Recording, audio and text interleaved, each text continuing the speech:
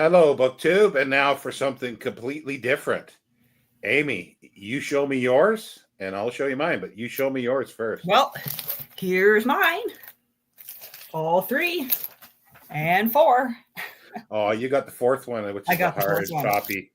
I have a fourth one, but it's a bit floppy. Oh, yeah. Yeah, I can see that. yeah. Mine isn't, although I think It's a this bit might old. actually be number 1. Sorry? I'd call this number 1. Yeah. Yeah, this, I do have to say that I got this because Jenny bought this because I was in conversation with her a month ago or so. I mentioned this, and she bought this for me for an Nice. early birthday present, sort of. Very nice. Because the reason why I bought this was, if you can see, it's the auction of fine books and manuscripts, including property from the Library of Raymond and Elizabeth Harts. Now, my copy of the Edward Newton auction catalogs was owned by him. So I kind of thought, oh, it'd be kind of cool to see what he bought. And all I could find was one, which we'll get to at a certain at some point. But that's what we're here to talk about is Eddie Newton, as somebody used to, as Barton Curry calls him, Eddie Newton. Yeah. Everybody else called him Edward Newton. And look at him. Would you call him Eddie or Mr. Newton? I don't know. He looks like a Mr. Newton to me. Yes. Or Alfred, I think was his first name, right? Yeah. Well, he probably didn't like Alfred because he didn't use it. He didn't use Alf. Yeah. So Edward. And there he is. Yeah, he's standing in front of some of his. He had 10,000 books by the time he died in 1940. Yeah. So did you want to, because we were going to sort of do a little overview of his life. Yes, yeah. Did you want to take that, and I'll add in maybe some things? Start off and you can fill in some blanks. Yeah. So Edward Newton, the famous book collector and essayist, born in 1864, died in 1940, and his collection of what we're assuming is most of his 10,000 books were sold at auction in New York, which is what these catalogs we have here are. He was an American, lived in Dalesford, Pennsylvania, and he had his famous Oak Knoll Library. He's known for essay collections, including The Amenities of Book Collecting, published in 1918, A Magnificent Farce, published in 1921, The Greatest Book in the World, published in 1925, This Book Collecting Game in 1928, and End Papers in 1933. He was also the author of a somewhat poorly written and never staged play on Dr. Johnson. And of course, he published countless articles in the Atlantic Monthly and elsewhere. And he also published what I would assume to be dozens of small paper booklets, hand-bound with string and blue paper, that he sent out to friends privately at Christmas time. And so maybe you want to fill in some of the blanks about his career, Sean. Yeah, I've got a few extra things. But first of all, I should get to the comments here. Mark and Elvis is here. Hello. Andrew Helm is here. Hello. Aaron's here. Hello. Joseph D's here. Hello. Ghost Readers in the Sky. Hello. Like there was, for some reason, I guess it's not a hard thing to figure out. Wikipedia is not the greatest anyway. It doesn't have a lot of stuff. But he didn't have much formal education, and I guess as a teenager he worked as a grocery boy, stock boy at a grocery shop, and then a bookstore clerk for a while, and then he tried banking but didn't like it, and then later joined a company called Cutter Electrical and Manufacturing Company, and he bought it in 1895, and he ran it until his retirement in 1932. So he's called an industrialist. I tried to figure out what actually they did, but I couldn't find anything on that company itself. Like there's other places called Cutter Electrical that's in the UK here and everything, so it just got kind of muddled. But I couldn't find anything. Mhm. In 1890, he married Babette Edelheim, and she was the did I say 1890? She was the daughter of another book collector called Carl Edelheim, and I don't know what he collected or what his thing is, but it's like clearly he had collecting on his mind, Yeah. and plus he probably clearly had a wife, marrying someone that wouldn't heckle him. Yes. Someone that's not going to be too upset if a significant portion of their income each month goes to stock his library. And it says like a social circle was other collectors, and including Christopher Morley, the author of The Haunted Bookshop. And Parnassus on Wheels. Yes. Oh, yeah. Sorry, that's the first part. And he began publishing, as you were saying, in 1918 in the Atlantic, and then the first book was collected in 1921 as The Magnificent Farce and Other Diversions of a Book Collector.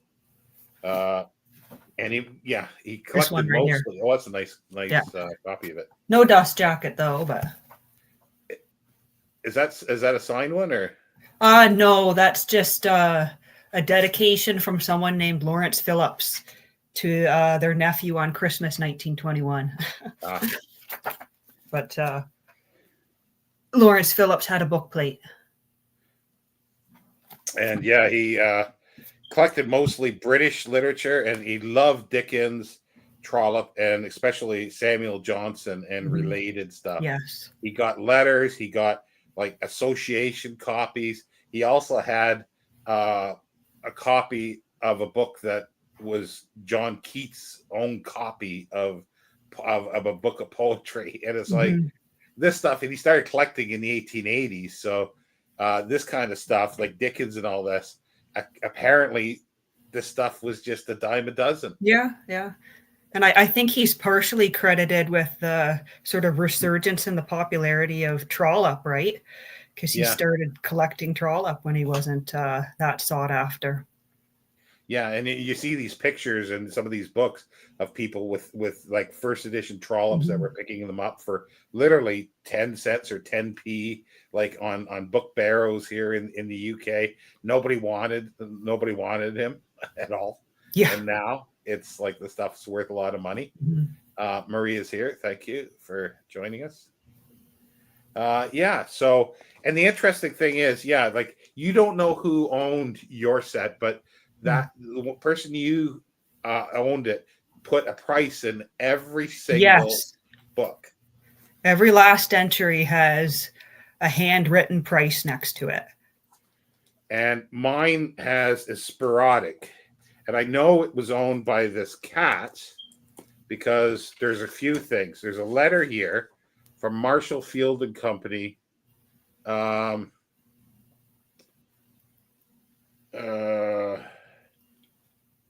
I think it's got to do with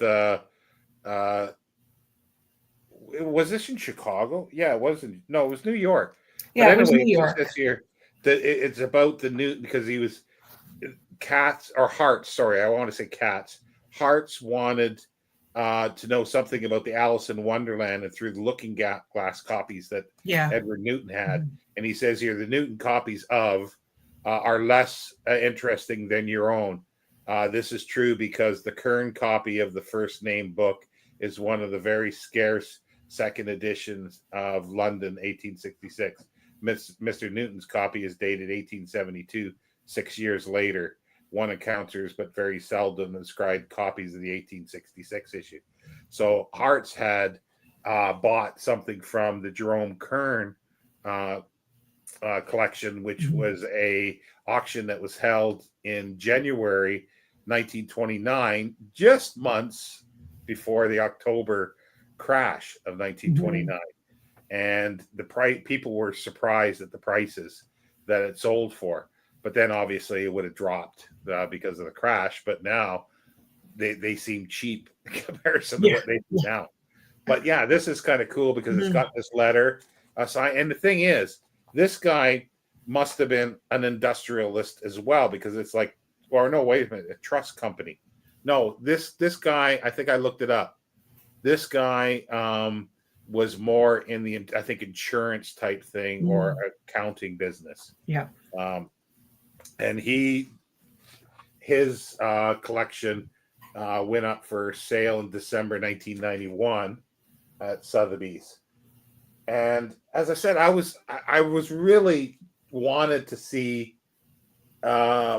the differences in prices as well. What sold, what he bought from Edward Newton to what he sold them for. But I could only find one book that was clearly from Edward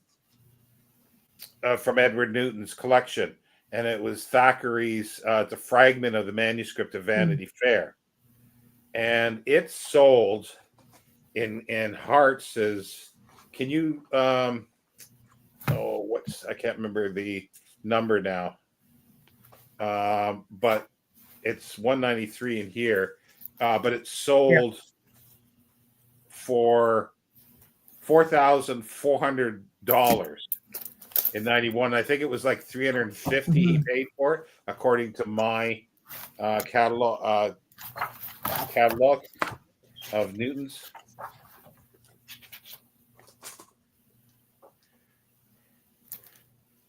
I thought I had it marked in here, but I didn't, or it fell out.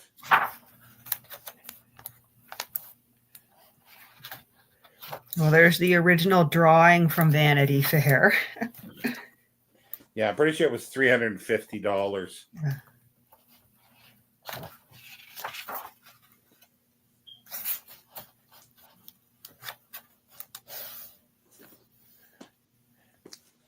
And that's why I want. It's cool, I think, to. Oh yeah, $330. William Thackeray, number 410 in the second volume of my catalog. 1 page of autographed manuscript from Thackeray's novel Vanity Fair. 1 page, 8 volume, about 175 words. Is that the one? Yeah, but it says 280 words, but it is, in the description is exactly the same though. Interesting. So they either miscounted somewhere along the line, but it's everything else matches. Yeah. Just looking here to find it on mine, because I thought it was what page? What number you said? 410. Yeah, 410. It's page 128 in volume 2 of the catalog. There's my page there. On the 28. Yeah, page 128 of my catalog. That's a different page. Oh, sorry. I think I've got part 3 here. Nope, I'm holding up part 3. Okay. I was saying, sorry about that. No, that's okay. 128. Yeah, because there's other little. Oh, I did mark it. I did marked it. Yeah. Yeah, you see, he marks it. He marks it a lot up here. Yeah. Like when he's got Dr. R, which I believe is going to be as Rosenbach, the bookseller. Yeah. See, mine doesn't have any names or other markings. It's just the prices. And mine says $330. Yeah, it's got 330 as well. Yeah. Above it, he's the Thackeray, the autographed manuscript. He's got 110. Yep, that's what I've got, 110. And for the autographed manuscript of the first 2 paragraphs of Chapter 1, Volume 2 of the Virginians, London, 1859. And he's got the same name for the bottom one. Thackeray, the original pencil drawings depicting Amelia, and it's $45, but he's got the same name that looks like D.R. Drake. It looks like Drake. Yeah. And I don't know what his system is, because this guy's got one check mark, two check Yeah. marks, three check marks, X's within circles. Yeah. And then, like, clearly it meant something to him, Yeah. Yeah. but I have no idea what. There's an interesting entry on page 126, like one page back. Luther's first translation of the Bible that went for $1,000. I'll hold it up here. I'm assuming you also have. Yes. Yeah. You see, he's got another name by it, which is I can't quite make out what he. Yeah. Oh, it's kind of blurry for me, but does it start with an S? Yeah, it does. Yeah. S, and then it looks like ASS, and then possibly a P or something and an N at the end. And he's got the Alan Terry one that's above that. It went for $3. Yeah, $3. Yeah, $3. And it's like it's a, what is it actually? It's 170 words, so it's a letter. It must be a letter. Yeah, that it looks like an invitation. An invitation to see Olivia. $3 from Alan Terry. See, today somebody would spin that to be Dracula related. Yeah. Because of Bram Stoker, and that would probably go for huge dollars. Yeah. But that looked like, if these are people who bought it, it's Dawson, whoever Dawson was. Oh, I just had a thought about the one beside the Vanity Fair manuscript, because you know how book buyers don't like bidding themselves. Yeah. Did he get Dr. Rosenbach to buy this for him? Ah. Well, no, he would have been. No, he wouldn't have been alive then, would he? I'm not sure when he died, but yeah, I don't know when Rosenbach died. Let's Google it. Let's Google when Rosenbach died, because I think Rosenbach was a little bit older than Newton. Yeah, so chances are he'd already passed on by then. Oh no, actually Rosenbach died in 1952. So it could be that he got Rosenbach to buy it, so people didn't know that he was buying it. That could be, because I was trying to figure out why, other than that it originally came from. See, that's the thing. Is he putting down the buyer's name or the provenance where the books came from? That's a question. Because wait a minute, maybe I can, because in here some of them have provenances. That was 193, and it does have a provenance. A. Edward Newton with his book plate, his sale, Park Burnett, part 3, 29th to the 30th. And here's his book plate here. The cover of this, there we go. The cover of this one, which I consider sort of number one in the set of catalogs, has his book plate like pasted onto the front here. There's kind of an indent in the board, and then it's a copy of his book plate that's been pasted in here. But this is sort of an announcement, because see, we have the dates here, and when this was printed, the third date, so the books in the third catalog, that date hadn't been announced yet. So we've got, it was a public sale. The first part, so where'd it go? I want to make sure I'm holding up the right book here.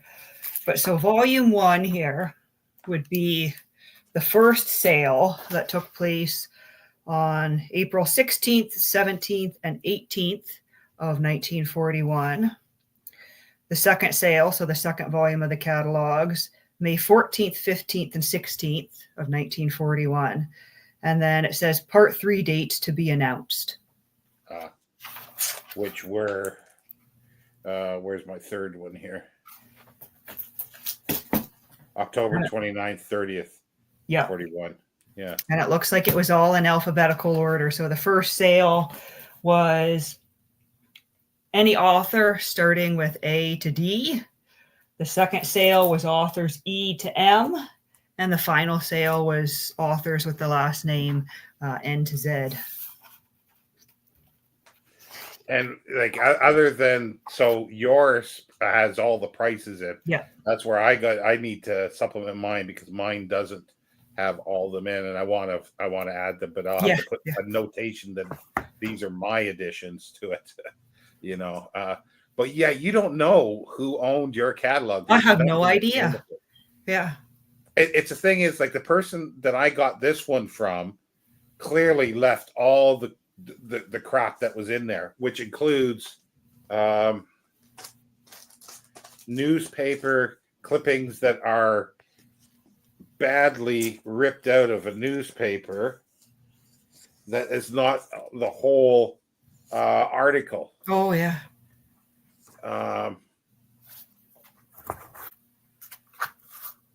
Yeah, see this here, like it says here, notes of a what does it say?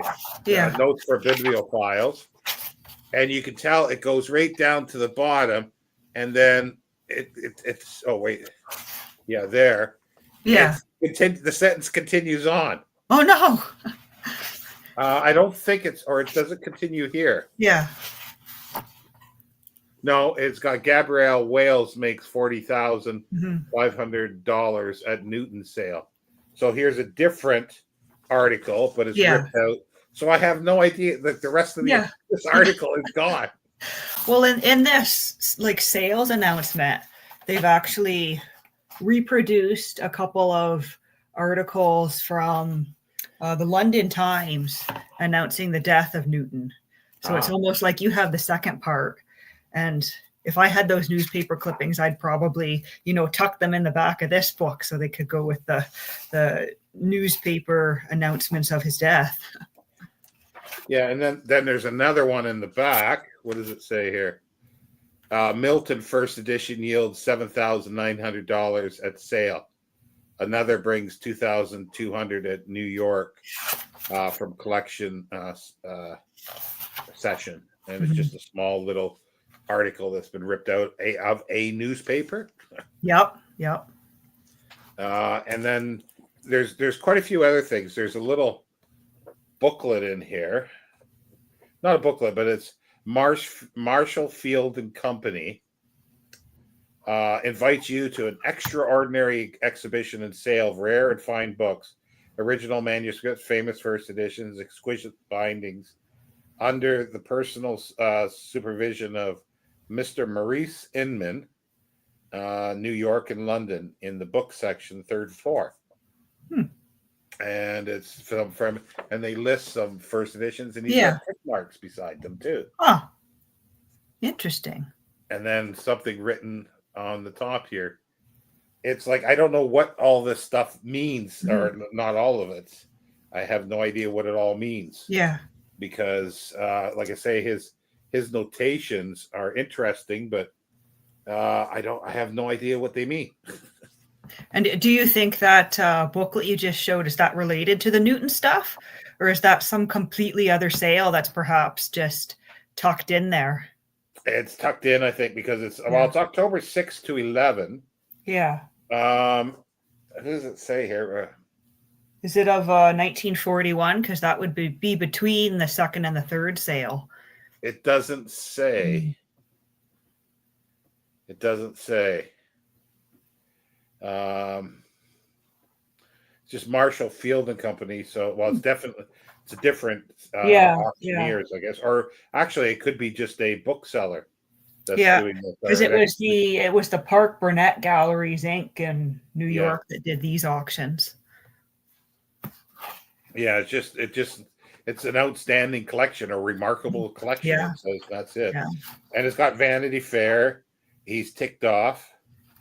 The Fairy Queen, Edmund Spenser, Montaigne's Essays, 1603, Bacon's Essays, 1625, Gulliver's Travels, 1726, Ben Jonson's works, 1616, Paradise Lost, John Milton, Tristram Shandy, 9 volumes, 1760 to 67, Chesterfield's Letters. It's just just See, that is sounding very like Newton's collection, though, which makes you wonder if perhaps like the bulk of the collection was sold in New York and there was like a small collection that was sold in London or something. Yeah, it could be. Yeah. Well, let's see what else it says here. Rare occasion for the brotherhood of the bookish connoisseurs and amateurs alike will appreciate the opportunity to see and own such literary prizes as are included in this collection. So it's Marshall Field and Company. So I think that's a bookseller. So they might have, let me see. Is everything okay? Because this is before the last sale.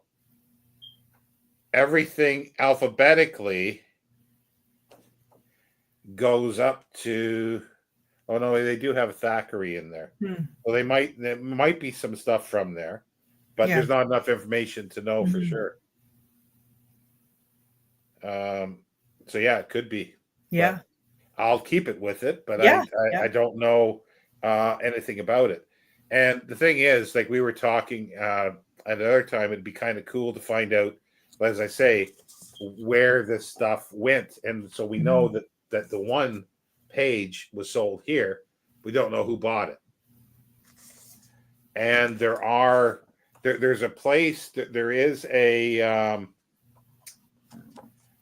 There's a website that is auction records, but you have to get full information from it. You have to subscribe, and I bet you could follow some things all the way through to who it might say who bought them as well. And the reason why I say that is because I've got something else here that lists some Newton's books or book plates. Is this book of Dickens, a Dickens collection by somebody. And this is published by Sotheby's of Comte Alain de Suzant. There he is there. Yeah. His collection that went up for sale. But then they republished this in a book form. And at the back, they say, I'm sure it's here. It's just this one. Yeah. They list everyone, and it says who bought them and the amount that was paid. Like lot 1 was bought by Quaritch, the booksellers, for £260. And then it's like everybody else, Quaritch, Hoffman and Freeman, obviously, Maggs, another bookseller. Portsmouth Library bought something for £75. And something called Dickens' Old Curiosity Shop, must be a bookshop. So that's kind of neat. So I haven't been able to figure out everything to see if stuff, because most of it goes by saying that there's a Edward Newton's book plate is in a book. Yeah. So he put his own book plates. I guess did he actually put them in the book themselves? Because he would have clamshell cases for a lot of stuff. Yeah. Did he put it on the clamshell case or in the book itself? Like that is a question. An incunabula that was printed in early late 1400s or early 1500s, and you go, I'm gonna stick my own book plate in it. It's hard to say, because I sort of feel like Newton might have the audacity to do that, but on the other hand, I sort of feel like he wouldn't, because he'd want to protect the book. But the thing is, the manuscript has his book plate. That one page Vanity Fair. So he would have had to stick it on the back.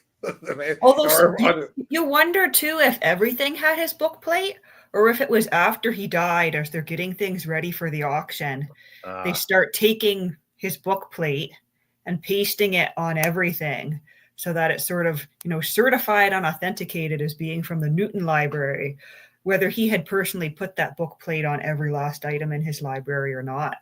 Yeah, that could be. Yeah. His book plate is really interesting because it's got Samuel Johnson and Goldsmith Yeah. at the Temple Right. Bar Yeah. with that sort of gate thing, I guess. Yeah, the gate, and that could be closed up. It was a small area in the Temple Bar, so you can't get into the city. Uh, and it's been long, and actually that was moved, I think, to somewhere in the country Mhm. at some point. I'm pretty sure, if memory serves. Yeah. But yeah, and people might know Oak Knoll Books, which is a specialty book Mhm. publisher and bookseller on books about books or books on books, and they took their name from Edward Newton, Yeah. the And house. in the end papers of every catalog is Newton Yes, sitting there in his library at Oak Knoll. and you do see association copies from him saying, for your remembrance of tea at the Mhm. library, Oak Knoll. Yep. Yep. And actually, there's another writer that I read, Agnes Repplier, and there's actually a picture out there of her sitting in Newton's library with him at Oak Knoll, and they're having tea. Well, I don't know if it's in yours, but the end papers, this is dedicated to her. Well, respectively dedicated to Yeah. Agnes Reppiler and Caroline Sinclair, who in their several capacities learned distinction to this so-called city of brotherly love, Philadelphia. Which volume is that in yours? It's the end papers book. Oh, end papers. Yeah. Yeah. Let's see. My end papers is this horrendous orange.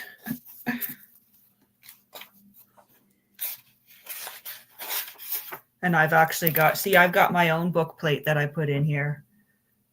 This is I purchased a package of book plates off of eBay several years ago. And so I put a book plate in all of my Newtons, except for the catalogs. I haven't put them in the catalogs. It's just the essay collections. Well, you'd have to cover up. But oh yeah, there's the Agnes Repplier dedication, and Repplier was a fellow American. Both Newton and Repplier were Americans, and I think they were both from the Philadelphia area, right? Well, yeah, because it says that distinction to this so-called city of brotherly love.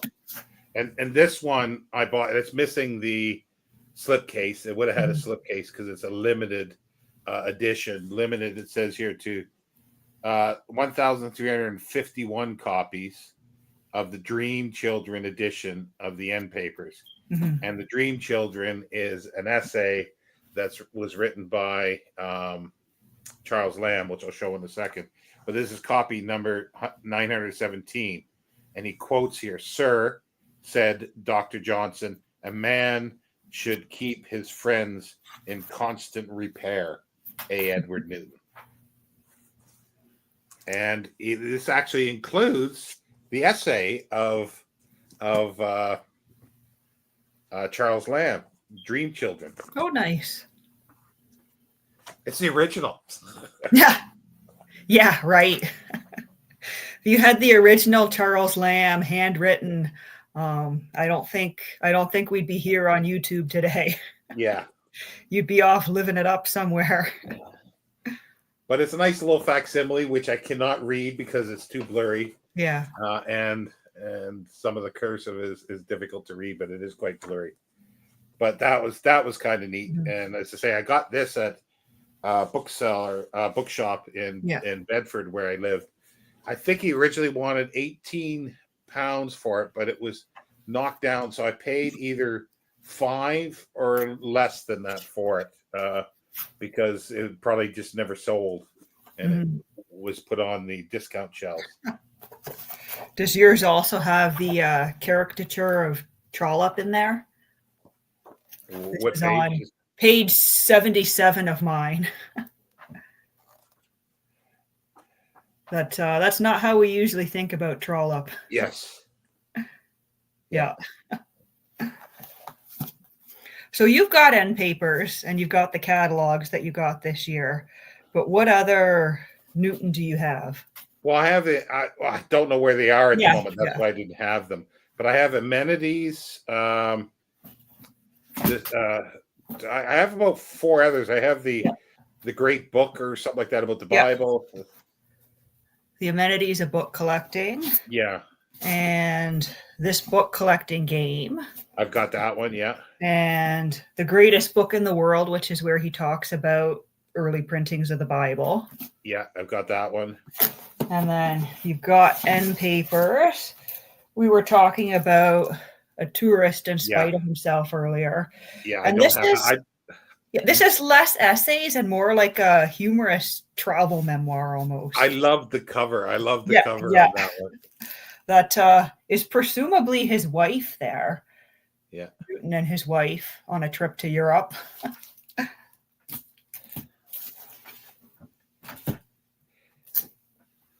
And then there's his play. Yeah, I don't have that one. Yeah, it's really nice looking, but it's really not. I can't imagine it ever being produced as a play because the characters would sit down in a chair on stage and not move the whole time. It's like he took it as an opportunity to show us all his knowledge and all his favorite quotes from Boswell and Johnson. Well, he have his teapot as well. He had Johnson. Yes, he had Dr. Johnson's silver teapot. And I think it's volume 3 of the let me just check here to make sure. There's a little essay at beginning each of these catalogs. Mm-hmm. And this one has an essay or introduction by Frederick Albert Pottle, professor of English, Yale University. He's the one that put together all the Boswell journals and like all those things, and did a lot of writing on Boswell and everything. So he's in there. And I want to get a full set of those Boswell journals at some point. I think I've got like 1 volume, but that's sort of in the future because once I buy it, I've got to find time to read it, right? Yeah, they're really. I see them cheap enough, but I want them with nice dust jackets. Yeah, jackets that are really nice. I used to have all of them pretty well, except there's one or something about wife is in the title or something like that. That one I could never get, and then there was a couple others that Pottle sort of did. Oh yeah, it's like Boswell in Search of a Wife or something like that. Yeah, something like that. Yeah, and I never got that. Oh, sorry. Did you get through all the books there? Or almost. I've still got. This is my newest one. Yeah. This is Derby Days, which is. It seems to be mainly about his experience going to the races in London. But there are some. Like I haven't read it in full yet. But there are some essays that seem to allude to books later on. And he talks about, getting to London, preparing to go to the races and asking a friend, how should I go to the races? And his friend tells him he wants to go, to such and such a shop and get a coat with tails and get this ridiculous hat and then make sure that he rents a car or takes his own car. And he's like, well, I was just going to wear my own clothes. And I was really asking, if I take the tube, how do I get there? Public transit. And his friend's like, well, I would not advise, taking public transit. But then he goes and he does that anyway. Like it looks like the checkered cloth on there because there's a picture somewhere of him wearing a suit I think that's the suit. He had a suit with that checkered and it's physically cloth, like it's not like paper covers like a lot of these are. Like it feels like actual like cloth. And I'm sure there's a picture of him wearing a suit with that cloth. So maybe that's the cloth or the suit that he wore to the place. Maybe it very well could. I'm trying to see if there's a picture in here because the first one he goes to the Derby and then to the Ascot. Yeah, here he is. This is what he was advised to wear to the Derby, and that is him with what he actually wore. Okay, so that's not the one, but I'm sure there's a picture of him in a checkered suit. Oh yeah, I'm somewhere sure that I've seen. Yeah. So yeah, so that means I'm just missing the two, Derby Days is how I think it would here it would be pronounced, Yeah. and the tourist one. So Yeah. those are the only two. But he did write a lot more stuff, and there is a Yeah. bibliography, but it's like it was limited to like 250 copies, and Yeah. it's Yeah. very expensive. And I don't know if the bibliography includes these, which are his Christmas booklets. And so I've got 3 of them. And here's one, Christmas Spirit. And if you look, like it's literally just like, it's a little bit thicker than construction paper. It's tied with string. And it makes me wonder, you know, who tied these? Did he and his wife sit down and like personally bind these? Or did he have someone in his employment? Because it's just like this blue paper. And then it is like, it looks fairly professional, but it says privately printed. And it's just a short essay, which I'm assuming was sent out every year from his Oaknoll library. This is the 1931. And he's got a facsimile of a Christmas card here. If I remember right, in this essay, he's talking about like older Christmas cards, Victorian and Edwardian Christmas cards. And so there's that little one. It's just a short little thing. Whoever owned this one has unfortunately left some unintelligible underlinings in it. But then there's this one, which is I Want, which is another one of the Christmas books. Same blue paper binding. There's a note in here, which I'm assuming is from a bookseller at some point, because it just says A. Edward Newton uses this frontispiece, I Want, in his Christmas book for 1932. And this is the 1932 Christmas book. Once again, privately printed, not published, for the Friends of A. Edward Newton. A little essay. And my assumption would be that he had these made or made them himself and then sent them out in I don't know how many numbers to people that he personally knew or professionally knew. And then I've got this one as well, which looks like the ones that he put out, but this one is actually from after his death. And so it's the same blue paper tied in string, October 5th, 1940. And it's called A Letter from England to A. Edward Newton. And it starts with a little notice about how he peacefully passed away on Sunday, September 29th of 1940. And then there is a letter in here from Frederick Richardson, and also a short letter from E. Swift Newton, who we're assuming was his son, right? Yeah. Yeah. And there appears to be dozens of these different titles out there online. But of course, they're not easy to find and not cheap to buy either. Yeah, there is a set out there that somebody has. I don't know if it's complete. So if anybody really wants to buy a gift for Amy or me. Yeah, if anyone has over $2,000 to spare, plus shipping costs. Yeah. Yeah, his son, E. Swift, I think it was. He donated, I think in the 50s. I got the date here. I think in 1952, he donated all the private papers to called the Free Library in 1954 of Philadelphia. He donated his private papers, Newton's private papers, and I'm assuming too all these little ones, these little essays, have never been collected in a book either. Like it's not. Yeah, I don't none think of those essays are in his other book. So there's another collection that could be done that somebody could do, or several collections. Yeah. There might be more than enough there. And then you've got that lecture too on Blackstone that you just recently got. Yes.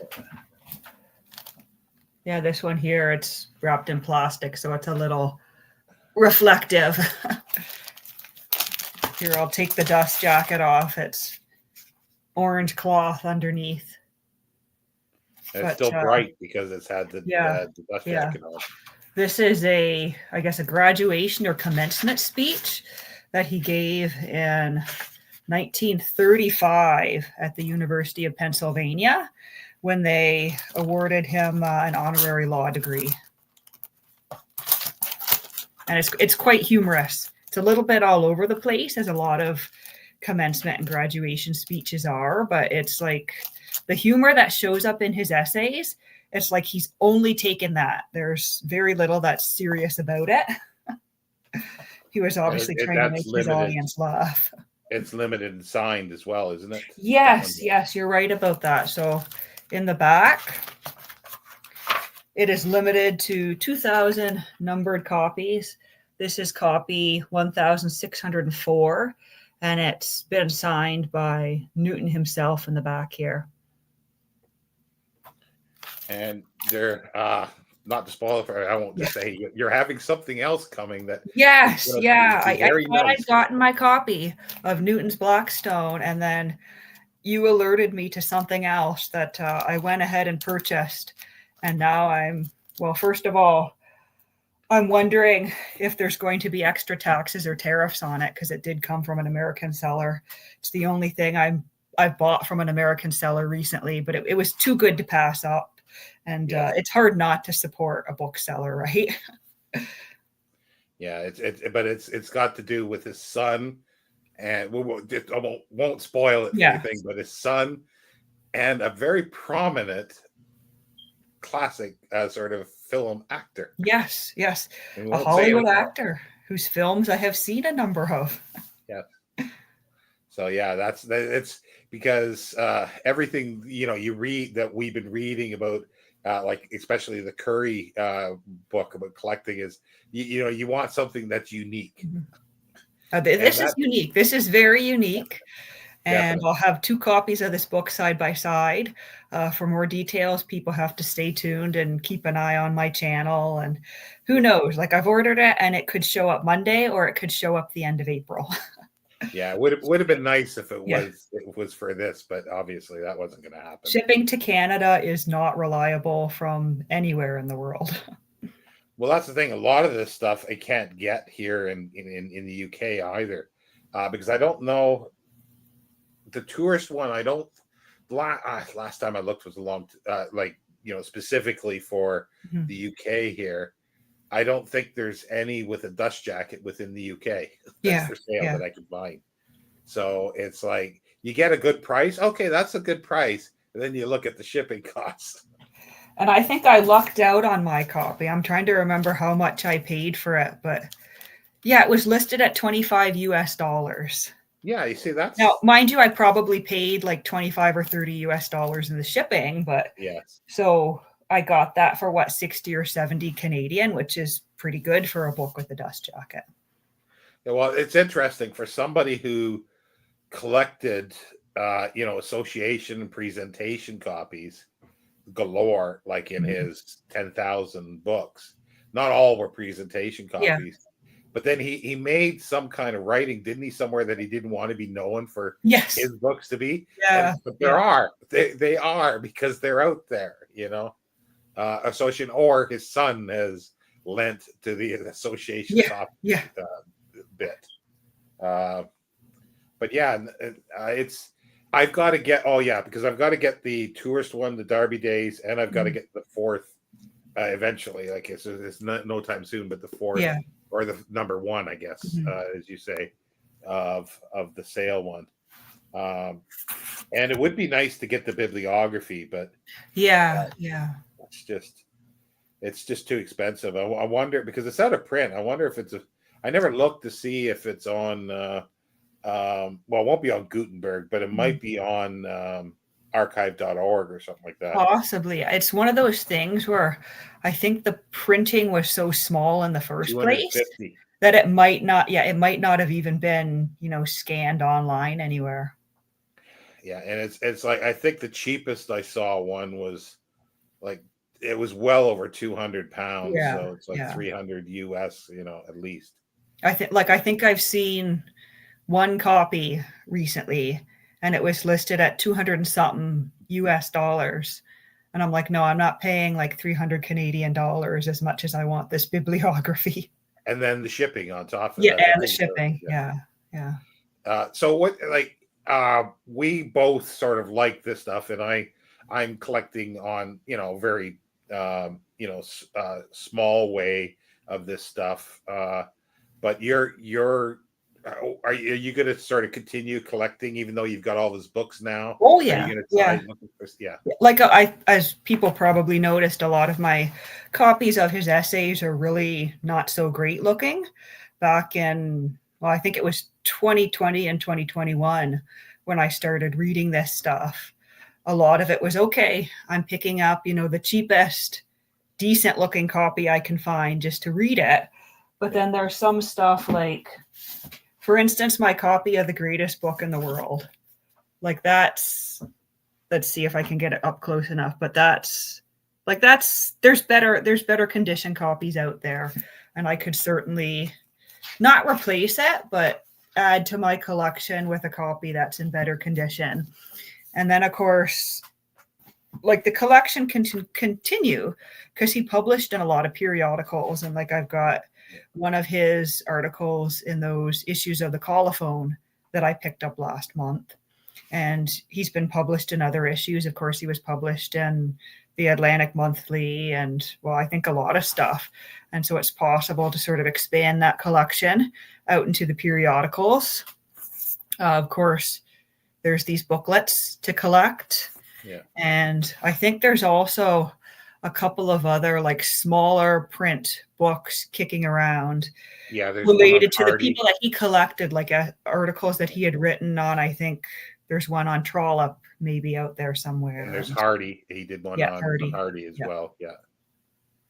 Yeah. So yeah, and there's the other thing is too, is it's like once you get that, you can just like it's never ending because even when association copies come up, that would be something to get. And also too, you get the ones you not replace, but get the extras with the dust jackets. And then you get the limited edition copies, with flip cases. Like it's just, it's in a way you don't want it to end because there'd always be something. Yeah.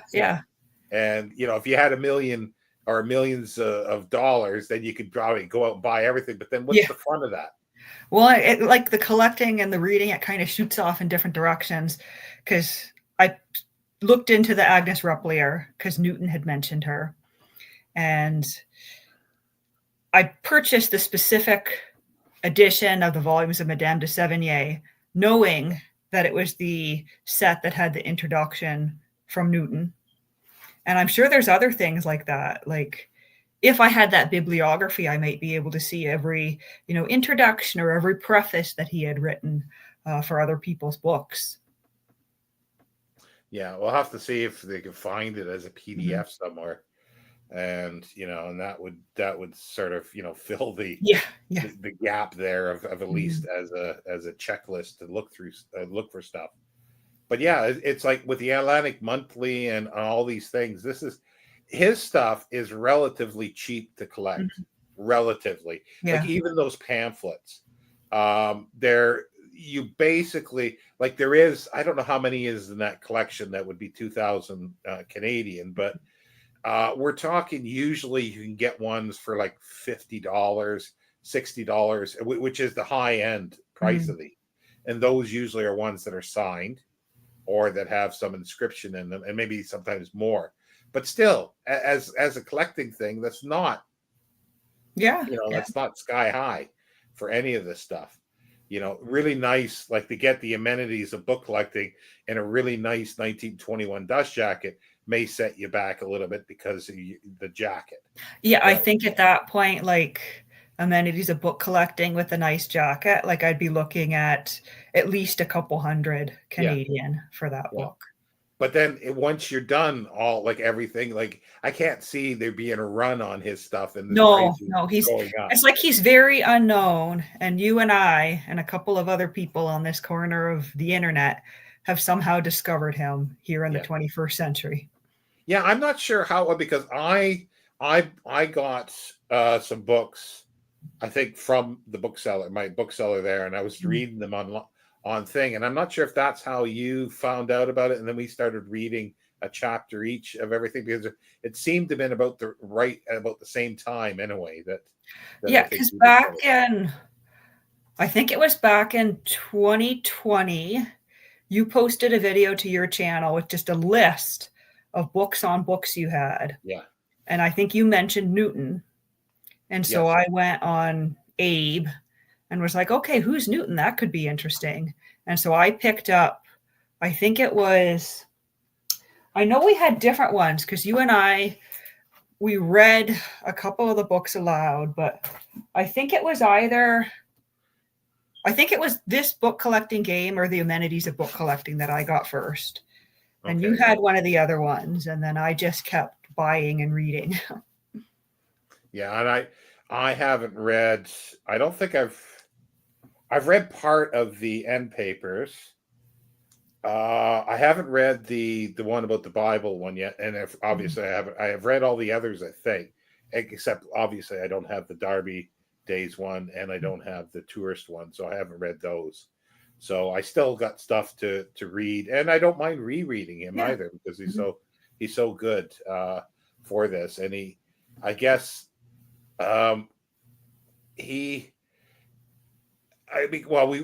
recently you reread the Curry. Is it Martin Curry? Barton Curry. Barton Curry, yes. He was he's a later collector, but he wrote this book in like he was writing it probably in the late 20s up to published in 1930 or 31. I think it was 31. Yeah, Fishers of Books. And then he refers to Eddie. He calls him Eddie Newton throughout. Yeah. But there's little.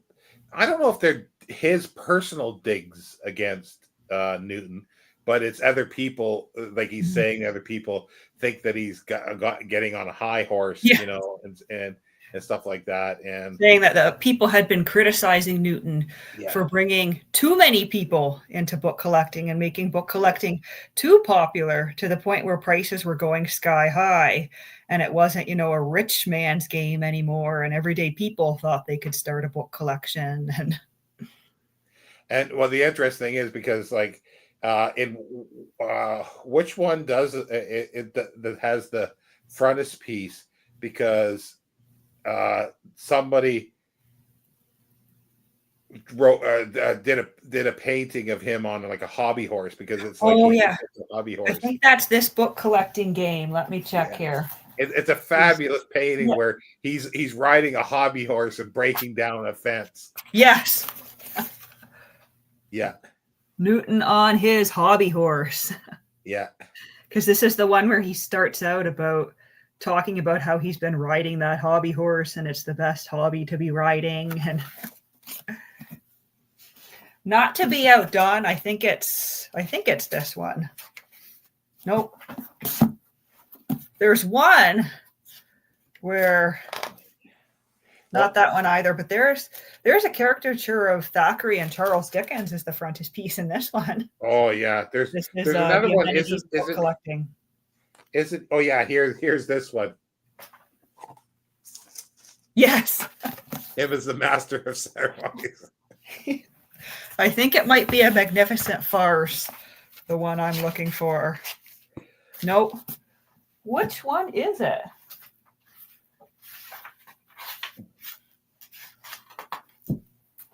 I don't know. I'll forget about it. I can't find what I'm looking for.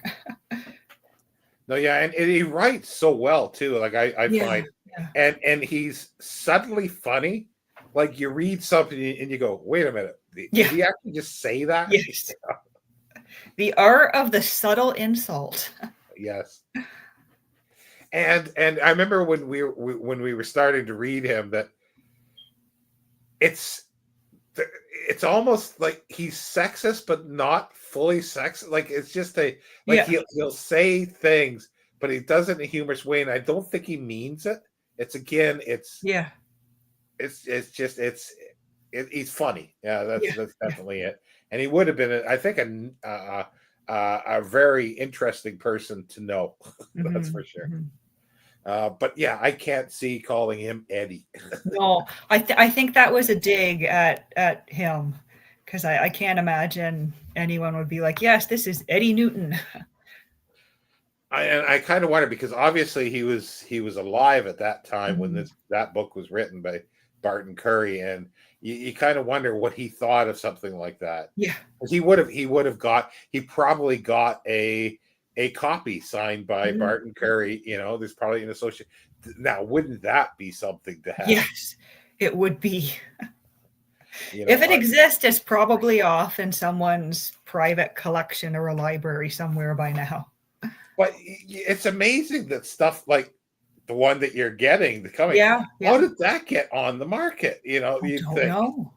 And for the price that it is too. Yes.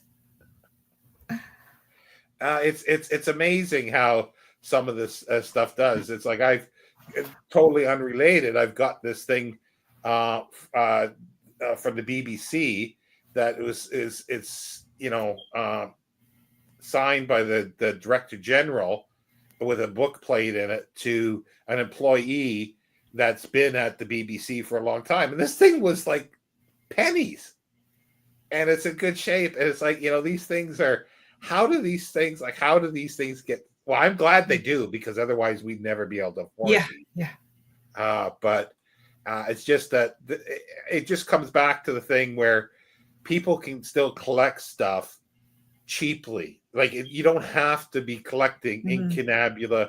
You don't have to be collecting Dickens first and Trollope first. As much as you'd like to, we just can't afford those. There's so many other things that are out there, or subjects or authors, that nobody collects anymore. And if you like them, you collect them. Yeah. It's Hugh Walpole, which was right. I really love his writing. You can get like limited editions of his books that were limited to 150 copies, and they're in comparison cheap. They're not much more than a brand new hardcover is today, because nobody collects them. Nobody even knows who he is, or most people don't know who he is. Yeah, most people don't know who Edward Newton is. No. Now we started a trend, so now everybody's going to be buying him up. So I better hurry and collect all I want to collect before everybody here on BookTube sends those prices sky high. It's that's the thing. It's possible that because there's not that many of these out there. But like if this thing gets seen by 200 people or 300 people or 500 people, there's probably going to be a few that are going to buy a couple things. So we shouldn't be making this. Maybe we shouldn't have done this, Sean. Yeah.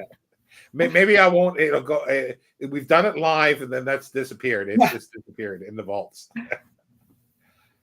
Anyway, I don't know if people like this, do put a comment. Like everybody said hello. I guess there's. Yeah. We'll stay on for a little bit. They've either left or they're listening intently. Yes.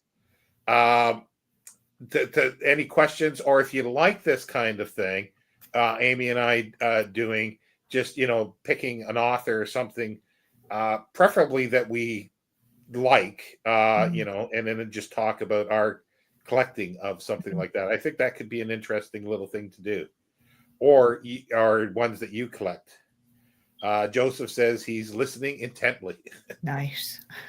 We appreciate that.